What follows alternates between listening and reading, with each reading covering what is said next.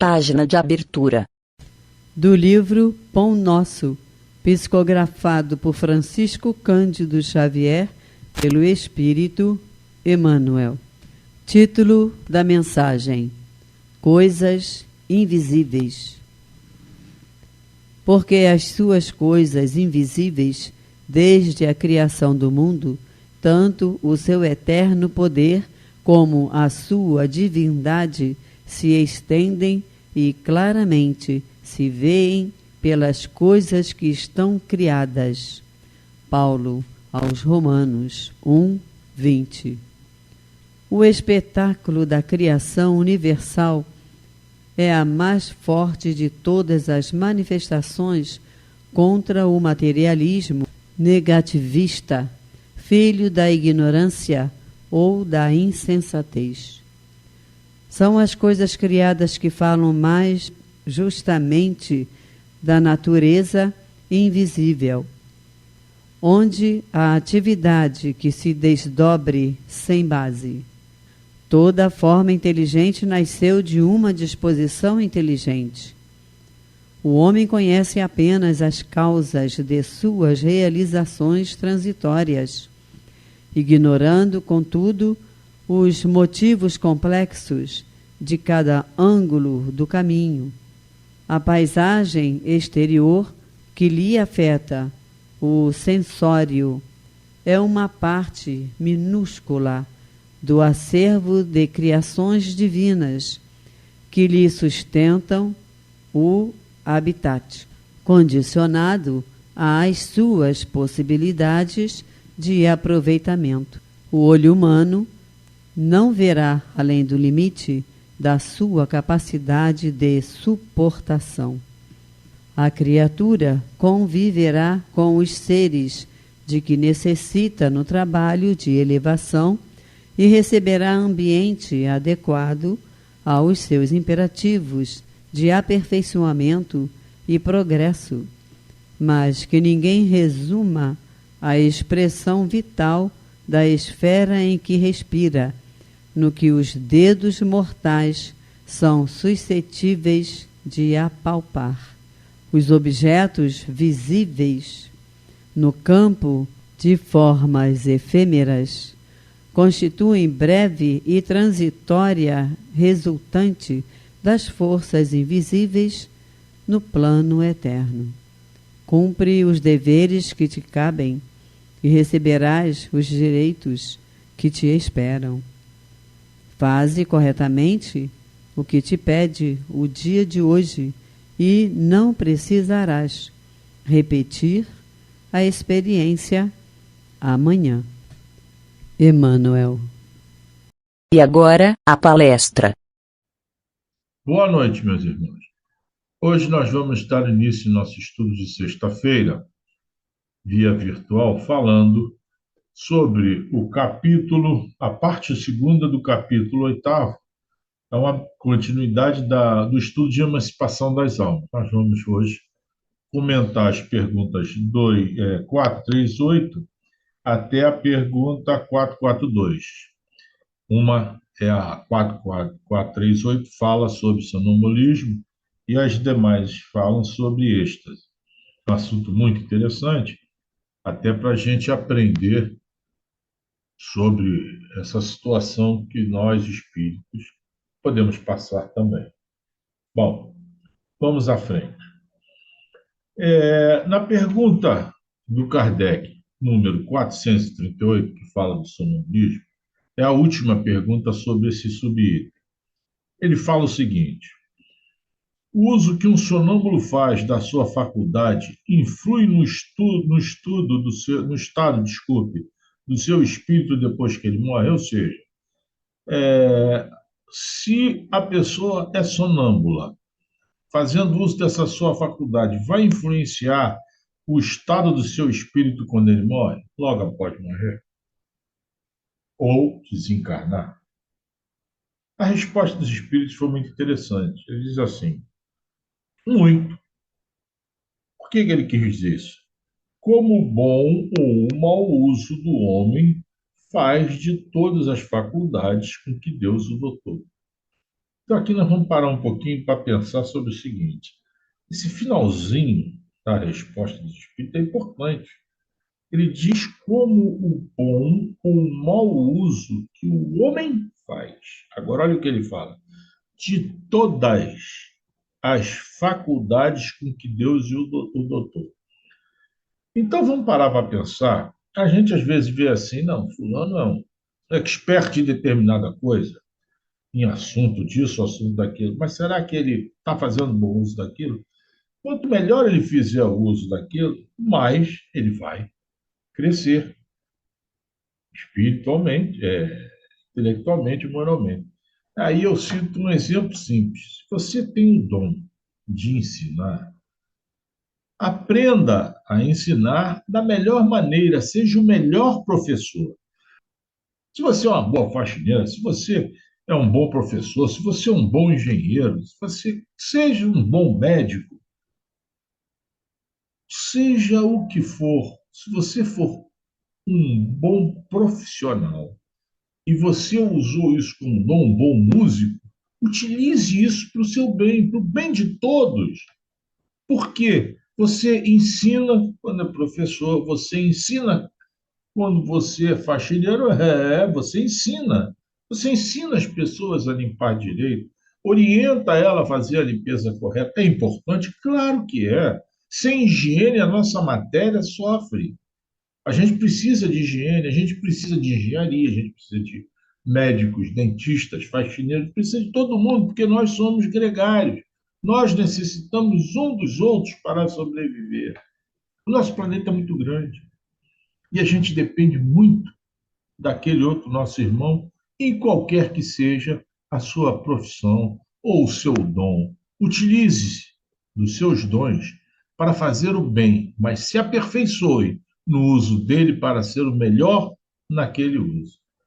Não é o melhor no sentido de ser orgulhoso, não. É no sentido de aprender para transmitir. Tá? Bom, agora nós vamos entrar no êxtase. E a primeira pergunta é que nós já estudamos sonambulismo, nós já vimos como funciona o sonambulismo, o que é que o espírito ele sai, ele enxerga com os olhos do espírito. O sonâmbulo faz isso. Agora, o que é o êxtase? O que é o estático, como ele fala aqui? A pergunta primeira do Kardec sobre isso é a número 439, que ele faz o seguinte: que diferença há entre o êxtase e o sonambulismo? Qual a diferença entre um e o outro? Os espíritos responderam para ele uma coisa assim, muito simples. O êxtase é um sonambulismo mais apurado. Então, se o sonâmbulo rapidamente volta para o corpo, quando acontece alguma coisa, o êxtase ele tem a possibilidade de não voltar, se ele, vocês vão ver mais tarde, se ele assim o quiser, e para isso ele tem que estar preparado.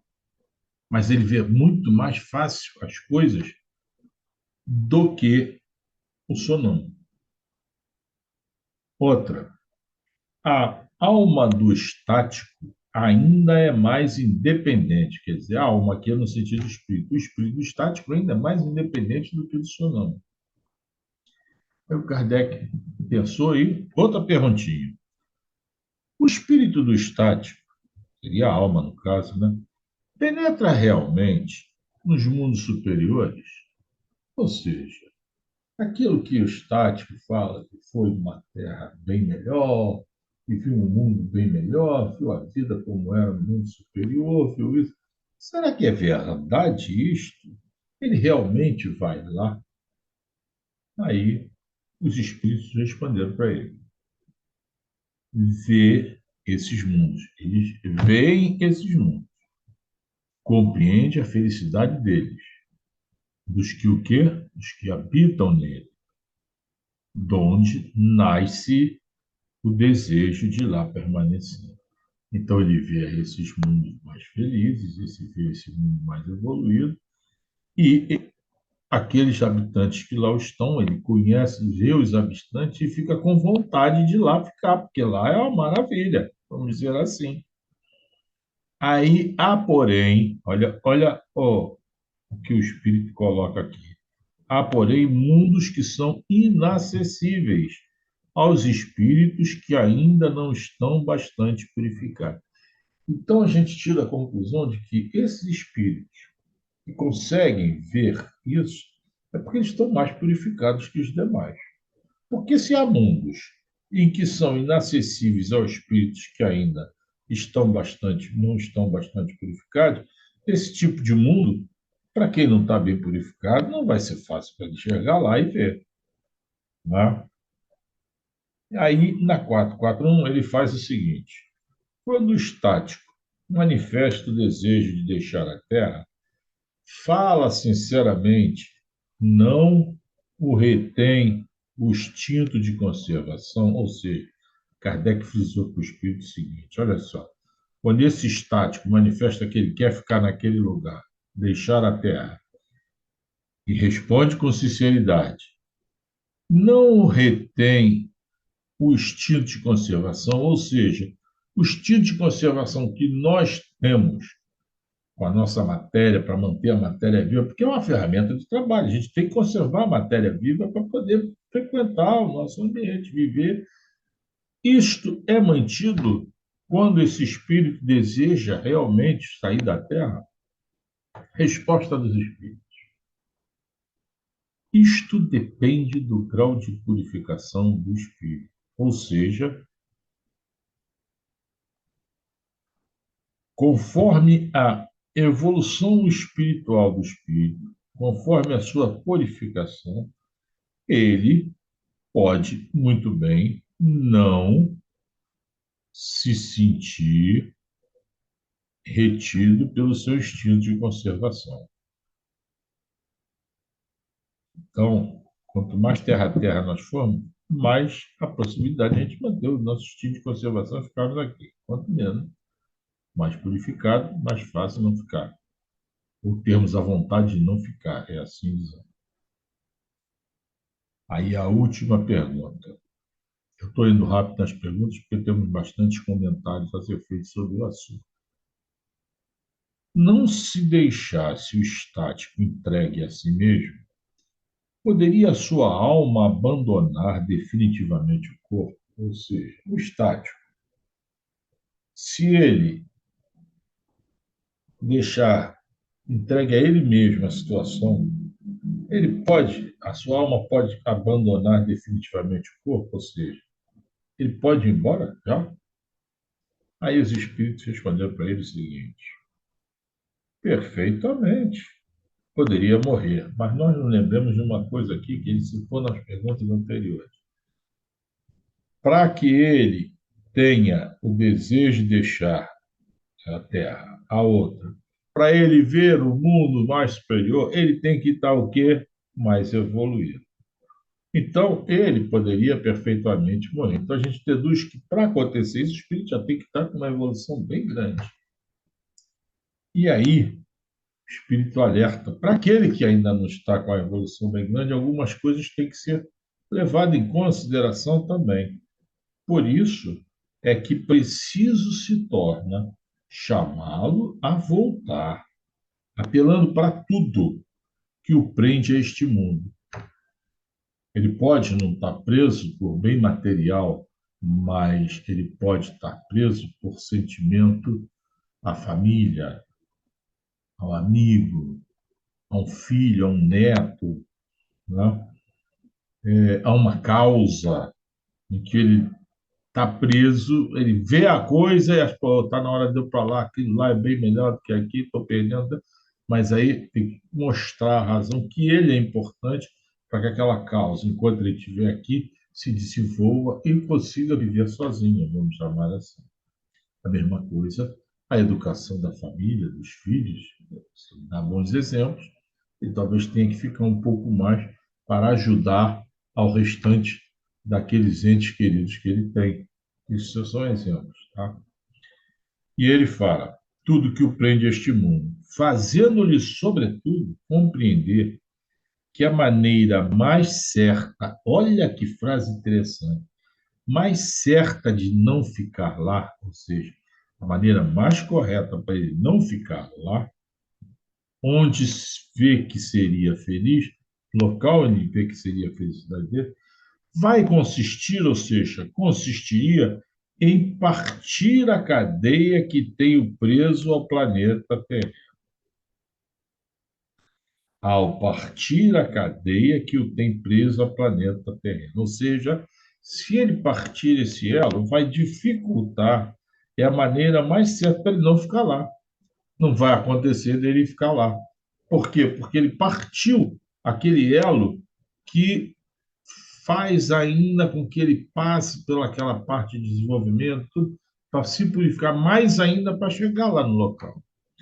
Então, se isso é como ele diz, é a maneira mais certa de não ficar lá, é ele fazer justamente ele partir a cadeia que o tem preso ao planeta Terra. Ele tem que passar por aquilo que programou-se ou lhe foi programado para ele vivenciar na Terra, a fim de que ele se evolua melhor ainda e mais rápido possível dentro da sua programação feita. Tá? Bom, o Kardec, na ocasião de tais fatos, ele andou pelo livro a Revista Espírita fazendo consultas sobre esses assuntos com alguns espíritos. Então, eu vou citar aqui rapidamente algumas coisas. Por exemplo, sobre a pergunta 438, no seu. Como é que se diz? Na Revista Espírita de 1859, o Kardec conversou com os familiares ali em torno da senhora Renault.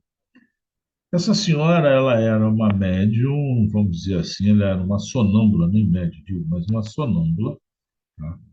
Ela manjava de muita coisa, vamos chamar assim, ela entendia, né? Ela faleceu em Anoné e ela era analfabeta, mas tinha uma grande lucidez sobre as questões médicas. Interessante.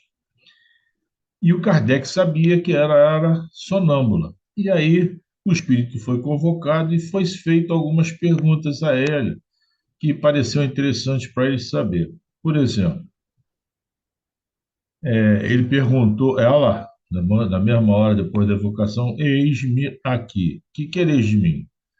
Aí foi feita a primeira pergunta. Tendes uma lembrança exata da vossa existência corpórea? Resposta do espírito, sim, muito precisa. Quarta pergunta, essa é interessante. Poderia descrever-nos vossa situação atual, ou seja, como é que ela está agora? Aí ele respondeu: é a mesma de todos os espíritos que habitam a Terra. Olha que interessante. Tem diferença. É a mesma que está na Terra. E geralmente possuem a intuição do bem e, no entanto, não podem conseguir a felicidade perfeita. Agora, por quê? Aí ela explica aqui: reservada somente ao maior grau da perfeição. Quanto mais perfeito, mais próximo da felicidade perfeita ele estará. Aí o Kardec fez uma outra pergunta. Quando viva, eras sonâmbula, lúcida. Poderia dizer-nos se vossa lucidez de então era análoga à que tendes agora como espírito? Aí o espírito respondeu para ele: não, era diferente, pois não tinha a prontidão e a justeza que meu espírito possui agora. Ou seja, ela, como sonâmbulo, tinha uma visão, via as coisas, mas não com a precisão como ela explica, porque agora não tem nada aprendendo dela. A matéria já foi embora, nada que a detenha, em termos de matéria, poderia prejudicar. Então, ela tem uma visibilidade muito melhor, ela tem uma situação bem melhor. Aí ele faz uma outra. A lucidez sonambúlica é uma antecipação da vida espírita, isto é, um afastamento do espírito em relação à matéria? Olha que pergunta interessante. A resposta dela foi a seguinte: é uma das fases da vida terrena, mas a vida terrena é a mesma que a vida celeste. Aí o Kardec, como é que é isso? Como é que é isso? Vamos fazer uma outra perguntinha para você? Fez. Que quereis significar dizendo que a vida terrena é a mesma que a vida celeste? Aí ela explica que a cadeia das existências é formada de anéis seguidos e contínuos. Nenhuma interrupção lhe suspende o curso. Pode, pois, dizer-se que a vida terrena é a continuação da vida celeste procedente e o prelúdio da vida celeste futura. Olha que interessante.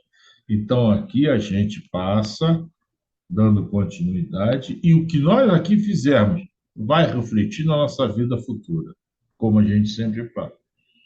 E assim por diante, para todas as encarnações que o espírito vem a ter. Isso faz que entre duas encarnações, olha que interessante, não haja uma separação tão absoluta como pensei. Sentiram? E o Kardec, a essa resposta dela, né, ele fez comentários e foram adiante. Então, ficaram outras perguntas maiores, em que, se eu ficar aqui, nós vamos ficar o dia inteiro lendo perguntas sobre esse assunto. Aí, ele entrou na pergunta 440, que eu achei interessante também, em que ele fala, né, que os espíritos do errático penetram realmente nos mundos superiores do estático. Aí ele entra na parte de estático, da êxtase. Aí os espíritos, né, responderam sim, eles o veem e compreendem a felicidade do que os habitam, donde nasce o desejo de permanecer, há porém mundos inacessíveis aos espíritos que ainda não estão bastante depurados. Como eu disse antes, lemos isso. Aqui, ele nos remete a duas perguntas, quando foi estudado isso, que foi a parte segunda do Livro dos Espíritos, no item seu 232, que ele vai nos levar ao que é o espírito errante. Só para ter uma ideia, ele diz assim: ó, espírito, pode os espíritos errantes ir a todo mundo? Ou seja, o espírito errante pode ir a todo mundo, até porque ele queria saber se há possibilidade de sonâmbulo.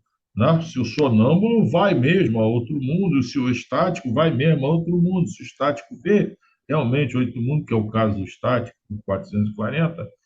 E aí, os espíritos, na 232, já tinham respondido a uma pergunta relativa a mais ou menos a esse assunto, que dizia o seguinte: podem os espíritos errantes ir a todos os mundos? Depende, pelo simples fato de haver deixado o corpo, o espírito não se acha completamente desprendido da matéria. Olha o que ele falou a respeito da êxtase e do sonambulismo, e continua a pertencer ao mundo onde acabou de viver ou outro do mesmo grau, a menos que durante a vida se tenha o quê? Elevado. E aí ele dá continuidade às perguntas.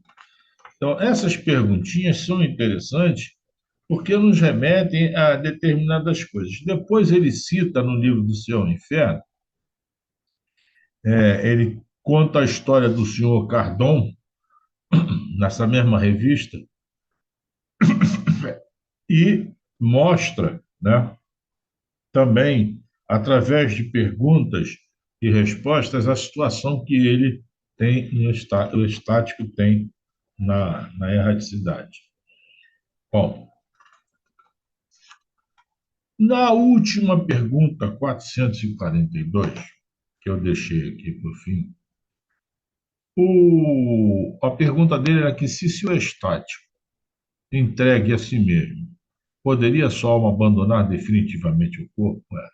Porque o estático ele está muito mais liberado que o sonambúlico. Então, é como ele disse, você tem a possibilidade de ver outros mundos, ver outra situação melhor, sentir numa situação melhor. Você pode fazer, entregar, você pode se liberar e querer ir para lá. Aí o espírito responde a ele: poderia morrer.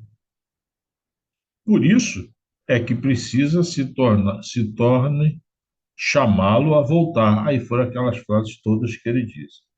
Mas o mais importante aqui é que no Livro dos Médiuns, na sua segunda parte, que fala das manifestações espíritas, no seu capítulo 7, ele fala da bicorporiedade das transfigurações e desaparições de espíritos de pessoas vivas, no item 118. Então ele fala aqui, ó, 118, eu vou ler porque esse é importante. Antes de irmos adiante, devemos responder imediatamente a uma questão que não deixará de ser formulada: como pode o corpo viver enquanto está ausente o espírito? Porque a gente sabe que quem dá vida à matéria é o espírito, né? Já vimos isso. Quando ele sai, como é que ele pode viver? Aí o espírito explicou a ele o seguinte: poderíamos dizer que o corpo vive a vida orgânica, que independe do espírito. E a prova é que as plantas vivem e não têm espírito. Mas precisamos acrescentar que, durante a vida, nunca o espírito se acha completamente separado do corpo. Olha que alerta importante. Do mesmo modo que alguns médios videntes, os espíritos reconhecem o espírito de uma pessoa viva por um rastro luminoso que termina no corpo. É aquele fiozinho que a gente comenta sempre quando fala o estudo. Fenômenos que absolutamente não se dá quando este está o quê? Morto, porque então a separação ficou completa. Por meio dessa comunicação entre o espírito e o corpo, é que aquele que recebe o aviso, qualquer que seja a distância que se ache do segundo, ou seja, é por meio desse contatozinho, desse pequeno fiapo que se dá luminoso, é que o espírito se comunica com a matéria. Então, se ele estiver lá, ele precisar, o espírito, a matéria precisar de alguma coisa, ele volta imediatamente para cá, volta imediatamente para o seu corpo. E é isso que ele está dizendo.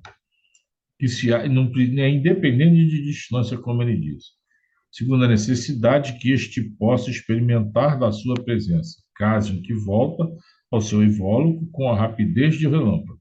Daí resulta que o corpo não pode morrer durante a ausência do espírito, e que não pode acontecer que este, ao regressar, encontre fechada a porta.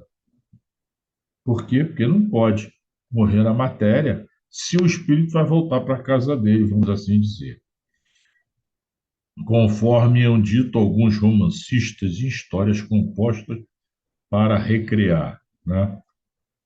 E aí ele recomenda que se leia as perguntas 400 e seguintes do Livro dos Espíritos. Bom, o que a gente vai depreender do estudo de hoje? O estudo de hoje nos levou a determinadas conclusões muito importantes mesmo, e que eu faço aqui um pequeno resuminho na nossa conclusão, dizendo o seguinte: o que o sonambulismo faz? O sonambulismo, para nós, foi-nos relatado, que já estamos no final, alguns detalhes importantes, que ele é um estado de independência do espírito mais completo que o sonho, mais completo que o sonho, que a gente já viu que quando a gente sonha, a gente também vai lá naqueles locais famosos, tanto para o bem quanto para o mal, mas falamos, né? Estado em que é maior a amplitude adquire em suas faculdades. Você vê melhor, você se sente melhor quando você é sonâmbulo. A alma aqui no caso o espírito, tem então percepções que não dispõe no sonho, que é um estado de sonambulismo imperfeito. No sonambulismo, o espírito está de posse de sua plena, de si mesmo, os órgãos materiais acham-se assim em estado de catalepsia e deixam de receber as impressões exteriores. É o espírito que está recebendo. Quando se produzem os fatos de sonambulismo, é que o espírito preocupado com uma coisa ou outra se aplica a uma ação qualquer, para cuja prática necessita de quê? De utilizar-se do corpo. Serve-se então desse modo como se serve de uma mesa ou outro objeto material no fenômeno das manifestações físicas, do mesmo como se utiliza das mãos do médium nas comunicações escritas. Então é usado desta forma. O sonâmbulo faz isso, o espírito sonâmbulo usa desta maneira. O Ele falou do sonambulismo magnético, que não foi ao caso recordar agora, mas era interessante vocês lerem para se recordarem qual é a diferença de um para o outro, que um é provocado e o outro não é. Na êxtase, ele fala uma coisa importante que nós temos que guardar na nossa mente, é isso aqui, que a êxtase agora vem, o sonambulismo é melhor que o sono, e a êxtase é um sonambulismo que mais apurado. Então, um é maior que o sonho e o outro é maior que o sonambulismo. A alma do estático, como ele fala aqui, ainda é mais independente, ou seja, ela tem muito mais liberdade do que o do sonâmbulo. Pode ver os mundos superiores e compreende a felicidade dos mundos que habitam, de acordo com o quê? Com a sua evolução, o seu grau de purificação, como ele diz, e que haja tido, ou seja, que ele tenha alcançado. O estático, o que ele vê é real para ele, mas como o seu espírito se conserva sempre debaixo da influência das ideias terrenas, ele pode acontecer que veja ao seu modo, ele não vê ao modo que está certo, vê ao modo dele, porque ele está influenciado pela Terra, pela sua vida aqui. Ou melhor, que exprima o que vê numa linguagem moldada pelos preconceitos e ideias em que ele tem imbuído e aprendido aqui na Terra, quando viveu. Daí o estático está sujeito ao quê? A enganar-se muito frequentemente.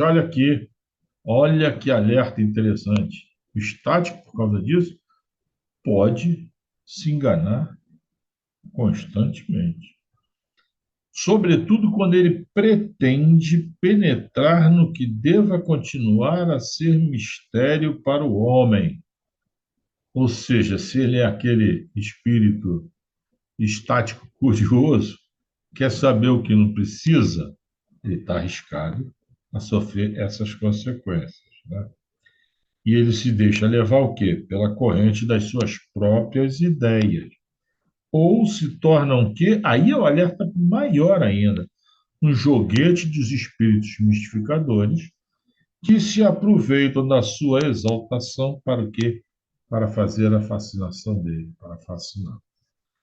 Meus irmãos, está aí o estudo de hoje. Daí a gente conclui o seguinte, de tudo isso. Seja sonâmbulo, sejamos estáticos, qualquer que seja a nossa... O que é importante para nós? Vamos parar para pensar. Eu aprendi uma coisa e a vida mostrou e vem nos mostrando que a melhor forma é o meio termo, nem 8 nem 80, é o meio. O que seria o meio termo para nós evoluirmos espiritualmente? Seguir o que nos é ensinado. Se a gente veio um planeta de provas e expiações para melhorar e para crescer, a gente recebe determinadas ferramentas para se melhorar, usemos-las, mas não exageremos. A gente tem que passar por esse planeta, tem que passar pelas nossas provas, tem que passar pelas nossas expiações. O que a gente tem que aprender é uma frase importante: vigiai e orai, e outros dizem orai e vigiai. Mas o mais importante é que a gente não deixe de orar, seja para agradecer, seja para pedir ajuda, porque nós estamos mal acostumados, a gente só ora para pedir ajuda, esquece de orar para agradecer. Mas não é tão fácil fazer isso, porque a gente esquece às vezes. Nós somos muito ingratos, nós esquecemos de muita coisa. Então a gente tem que pedir a Deus quando orar, para, primeiro, não nos deixe ser ingratos e sejamos sempre humildes, que consigamos vencer a nossa vaidade, o nosso egoísmo, todos os nossos defeitos. E principalmente que nós saibamos aproveitar, enquanto aqui estivermos encarnados, os ensinamentos que nos são dados e apliquemos as coisas boas que aprendemos, que a gente saiba fazer o bem sempre e que saibamos aplicar o bem sempre. Assim, quando a gente desencarnar, provavelmente nós estaremos sempre melhor uma vez do que a outra. E aí vai continuando a nossa vida, vamos crescer, vamos melhorar nossa vida espiritual, vamos melhorar a nossa evolução, e aí tornaremos um dia uns espíritos puros, como nós fomos criados por Deus para assim ser. Que Deus nos abençoe nessa noite. Meu muito obrigado a todos vocês, uma boa noite, um bom fim de semana e aproveite esse feriado. Boa noite a todos.